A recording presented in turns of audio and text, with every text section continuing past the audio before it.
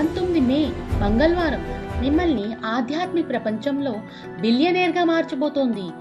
ఎందుకంటే ఈరోజు చవితి తిథి రావడం వల్ల ఇది మహాపుణ్యప్రదమైన మంగళవారం చతుర్థి యోగం అవుతుంది.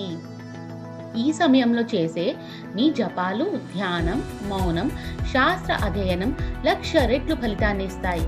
అంటే ఒక మంత్ర జపానికి 1,00,000 రెట్లు ఫలితం లభిస్తే 108 సార్లు మంత్ర జపంతో చేసిన ఒక మాల, అలాంటి 10 మాలల జపం అంటే గురు దీక్షలో పొందిన భగవన్నామాన్ని రోజు చేసే కేవలం 10 మాలల నియమాన్నే ఈ పవిత్ర సమయంలో శ్రద్ధతో చేసిన ఆ జప సంఖ్య 100 కోట్లు అంటే 1 బిలియన్గా మారిపోతుంది. మరి ఈ 1 బిలియన్ నామజపం సంపద ఇతరులకు కనిపించకపోయినా అది 1 బిలియన్ నెట్ వర్త్ కంటే ఎన్నో రెట్లు గొప్పది. ఈ తిథి యొక్క పుణ్యకాలం 19 మే మధ్యాహ్నం 2:18 నుండి 20 మే సూర్యోదయం వరకు ఉంటుంది.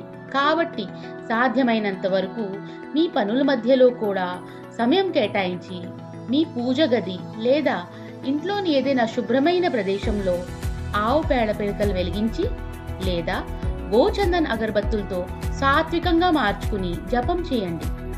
ఈ పవిత్రమైన వాతావరణం మీ జపానికి మరింత అధిక ఫలితాన్ని అందిస్తుంది.